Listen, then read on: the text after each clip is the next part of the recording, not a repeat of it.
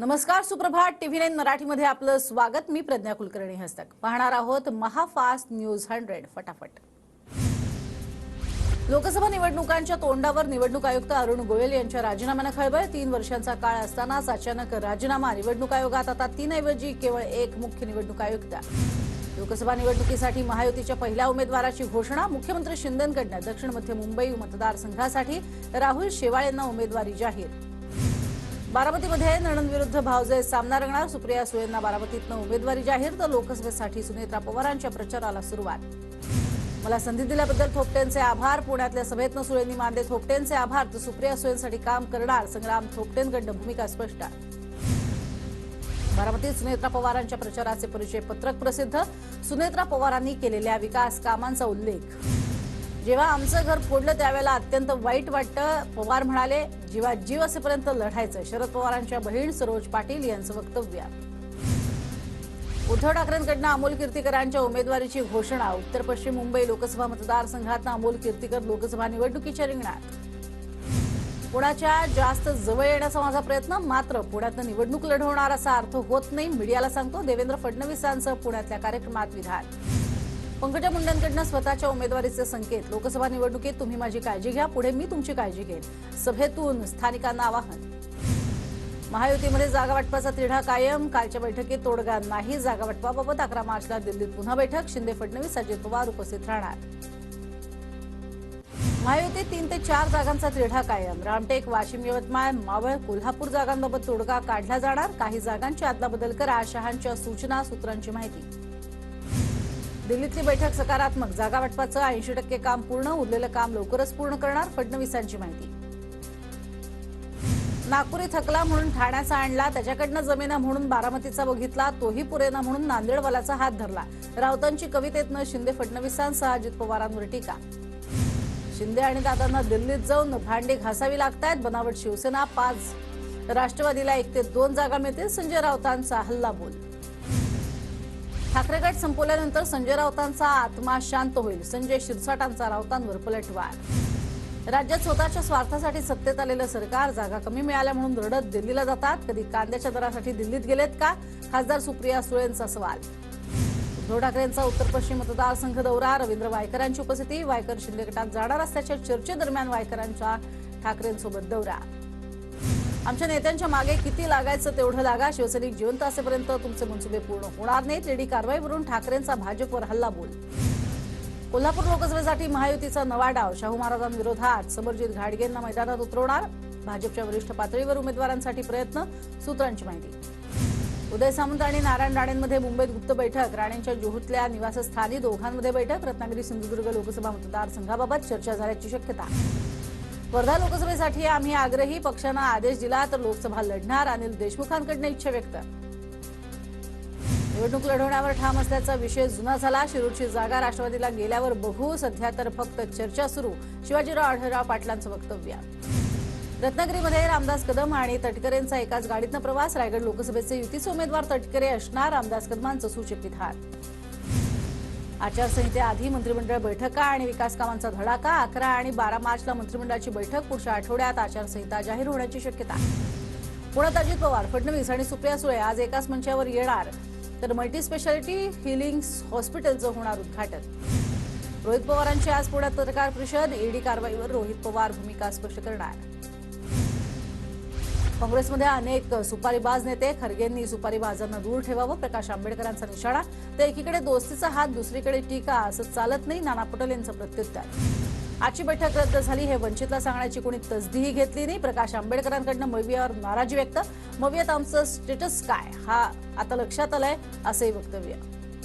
मनसे आणि भाजपच्या भूमिकेत फार अंतर नाही. मराठी माणसासोबतच हिंदुत्वाची व्यापक भूमिका मनसेने घेतली. योग्य वेळी योग्य निर्णय होतील. भाजप मनसे युतीच्या प्रश्नावर फडणवीसांची प्रतिक्रिया. सध्या महाराष्ट्रात दुसऱ्यांची मुलं कडेवर घेऊन फिरवत आहेत. मी माझीच मुलं खांद्यावर खेळवणार. राज ठाकरेंचा भाजपला टोला, तर हा टोला त्यांनी उद्धव ठाकरेंना लगावला असेल. भाजपचे नेते आशिष शेलारांचा प्रतिटोला. राष्ट्रवादी हा पक्ष नाही तर निवडून आलेल्या लोकांची बांधलेली मोळी. खरे पक्ष स्थापन झालेली असतील तर ते जनसंघ, शिवसेना आणि महाराष्ट्र नवनिर्माण सेना. राज ठाकरेंचं विधान. राष्ट्रवादीवाले आतून सर्व एकच. माझा अजूनही विश्वास राज ठाकरेंचा. राष्ट्रवादीतल्या दोन्ही गटांना टोला. अजित पवार सीएम होऊ नयेत म्हणून काहींची रणनीती, कोट्यवधी रुपये खर्च करून अजित पवारांना ट्रोलिंग करण्याचं काम सुरू, लवकरच सर्व काही समोर आणणार, सुनील शेळकेंचा इशारा. अरबी समुद्रात छत्रपती शिवाजी महाराजांचं स्मारक अजून का उभारलं गेलं नाही, मनसेच्या वर्धापन दिन मेळाव्यातनं राज ठाकरेंचा सवाल. राज ठाकरेंचा अभ्यास कमी, स्मारकासाठी भाजपनं केलेल्या कामांची राज ठाकरेंना माहिती देणार, भाजपच्या आशिष शेलारांचं उत्तर. सध्या नाट्यगृहाबाहेर खूप नाटकं सुरू आहेत, कितीही नाट्य रंगवली तरी नाट्यसम्राट होता येत नाही, उपमुख्यमंत्री देवेंद्र फडणवीसांचा विरोधकांवर निशाणा. पवार देशाच्या राजकारणातले पितामह, भोरच्या सभेतनं राऊतांकडनं शरद पवारांचं कौतुक, तर मवियाचं सरकार आल्यावर गद्दारांना माफी नाही, राऊतांचा घणाघात. बाळासाहेब थोरातांकडनं संजय राऊतांच्या विधानाची AK-47 बंदुकीशी तुलना, संजय राऊतांकडनं रोज सकाळी गोळीबार आणि 2-4 गारद, बाळासाहेब थोरातांचं मिश्किल वक्तव्य. भाजप शिवसेनेची मूळ युती कायम ठेवण्यासाठीच आम्ही उठाव केला म्हणून मतदारसंघात एवढी कामं करू शकलो, मंत्री गुलाबराव पाटलांचा ठाकरे गटाला टोला. पूर्वी उद्धव ठाकरे आणि आता भाजपकडनं संपवण्याचा प्रयत्न, रवींद्र चव्हाणांवरती रामदास कदमांचा हल्लाबोल, तर स्थानिक आमदाराला डावलून भूमिपूजन लोकार्पण होत असल्याचाही कदमांचा आरोप. माझ्यासोबत विश्वासघातकी राजकारण खेळलं, मनातली खंत उघड करायची आहे, चिपळूणमधल्या सभेत एकत्र येऊया, मनातलं बोलूया, भास्कर जाधवांचं पत्र. सापाचा फणा ठेचल्याशिवाय राहणार नाही, रामदास कदमांची भास्कर जाधवांवर टीका, रामदास कदमांकडनं भास्कर जाधवांची सापाशी तुलना. मोदींच्या काळात गेल्या 10 वर्षात देशासाठी मोठी प्रगती, हा फक्त ट्रेलर होता, पिक्चर अभी बाकी हे फडणवीसांचं विधान. पिंपरी चिंचवडच्या चिखली परिसरामध्ये तुकोबांच्या सभागृहाचा लोकार्पण सोहळा पार, सोहळ्यात उपमुख्यमंत्री देवेंद्र फडणवीसांचा वीणा टाळ चिपळ्या देऊन सन्मान. सुरक्षेला सुरुवात, उमेदवारी जाहीर होण्याआधीच प्रणिती शिंदेंकडनं प्रचार सुरू, मंगळवेढा तालुक्यातल्या दुष्काळी भागांना प्रणिती शिंदेंची भेट. साताऱ्यातनं सारंग पाटलांना उमेदवारी मिळावी यासाठी समर्थकांकडनं सोशल मीडियावर पोस्टर व्हायरल, सारंग पाटील खासदार श्रीनिवास पाटलांचे चिरंजीव, भाजपकडनं उमेदवार जाहीर झाल्यानंतर मविया साताऱ्यातील उमेदवार जाहीर करणार. जळगावच्या अंमळनेरमधल्या भाजपच्या पदाधिकारी ललिता पाटील यांनी मातोश्रीवर उद्धव ठाकरेंची घेतली भेट, ठाकरे गटाकडनं जळगाव लोकसभेत उमेदवारी देण्याची इच्छा ललिता पाटील यांच्याकडनं व्यक्त. पुण्याच्या दौंडमधल्या भाणगाव शाखेमध्ये महिला बचत गटांना कर्ज वितरण, सुनेत्रा पवारांच्या हस्ते बचत गटांना 8 लाख रुपयांच्या कर्जाचं वितरण. सायनमध्ये शिवसेनेच्या महिला सेनेचा शिवदुर्ग महिला संमेलन कार्यक्रम, शीतल म्हात्रे, नीलम गोरे, यामिनी जाधव यांची उपस्थिती. पुण्यातल्या मवियाच्या शेतकरी मेळाव्यात शरद पवारांना हनुमानाची गदा भेट, शरद पवारांनी गदा उंचावून पैलवान मंडळींना दिली दाद. कोल्हापुरात आसिम सरोदेंच्या उपस्थितीत निर्भय बनो सभा, सभेला शाहू छत्रपती महाराजांची हजेरी, शाहू छत्रपतींनी व्यासपीठावर न जाता खाली बसूनच सभा ऐकली. पंढरपुरात राज्याचे कामगार मंत्री सुरेश खाडे यांनी घेतलं श्री विठ्ठल रुक्मिणी मातेचं दर्शन, मंदिर समितीच्या वतीनं शाल, श्रीफळ आणि श्री विठ्ठल रुक्मिणीची मूर्ती देऊन सुरेश खाडे यांचा सत्कार. जळगावच्या धरणगावात ठाकरे गटाच्या 40 ते 50 कार्यकर्त्यांचा शिंदे गटात प्रवेश, मंत्री गुलाबराव पाटलांच्या हस्ते पक्षप्रवेश संपन्न, लोकसभेच्या तोंडावर उद्धव ठाकरे गटाला धक्का. सांगलीच्या रेठरे धरणमध्ये रयत क्रांती संघटनेतर्फे केसरी बैलगाडा शर्यतीचं आयोजन, शर्यतीच्या ठिकाणी सदाभाऊ खोतांचं भावी खासदार अशा आशयाचे लागले फलक. मुख्यमंत्र्यांच्या संकल्पनेतनं ठाणे महापालिकेकडनं महिलांना स्वयंरोजगारासाठी यंत्रसामग्रीचं वाटप, महिलांसाठी शिलाई मशीन आणि घरघंटी देत स्वयंरोजगाराच्या संधी उपलब्ध. जळगावच्या धरणगाव तालुक्यामध्ये चोरगावात मंत्री गुलाबराव पाटलांच्या हस्ते विविध विकास कामांचं लोकार्पण, एकाच वेळी 150 घरकुलांच्या वाटपासह रस्ते, जिल्हा परिषद शाळा दुरुस्ती यासह विविध विकास कामांचं भूमिपूजन. धुळे लोकसभा निवडणुकीच्या पार्श्वभूमीवर धुळ्यात ठाकरे गटाची बैठक संपन्न, शिवसेना संपर्क प्रमुख माजी आमदार अशोक धात्रक यांच्या अध्यक्षतेखाली बैठकीत चर्चा. धुळ्यात भारत जोडो न्याय यात्रेच्या स्वागताची जय्यत तयारी, यात्रेच्या स्वागताच्या तयारीबाबत महाविकास आघाडीची बैठकही संपन्न, जिल्ह्यात ठिकठिकाणी उत्साहपूर्ण वातावरण. सांगलीच्या वाळवा तालुक्यामध्ये रेठरे धरणमध्ये केसरी भव्य बैलगाडा शर्यतीचं आयोजन, स्पर्धेत पुण्याच्या बकासूर आणि साताऱ्याचा रायफल या बैलजोडीनं पटकावला प्रथम क्रमांक.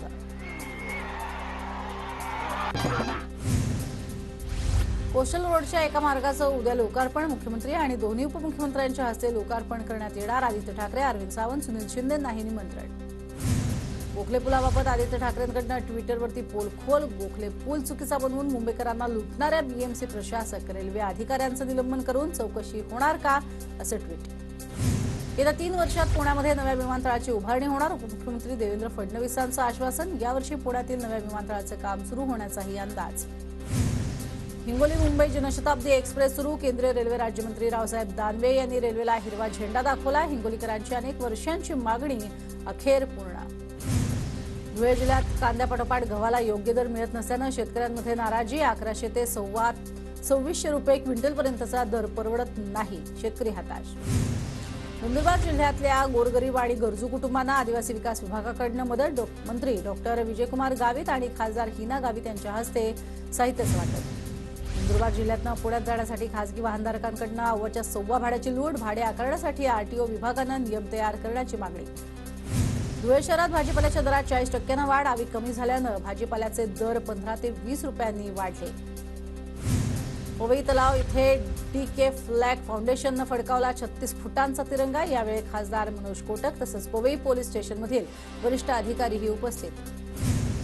जळगावच्या सराफा बाजारात सोन्याचे दर जीएसटीसह प्रतितोळा 67,500 रुपयांवर. आठवडाभरात सोन्याच्या भावात 2,500 रुपयांची वाढ तर चांदी 74,000 प्रति किलो.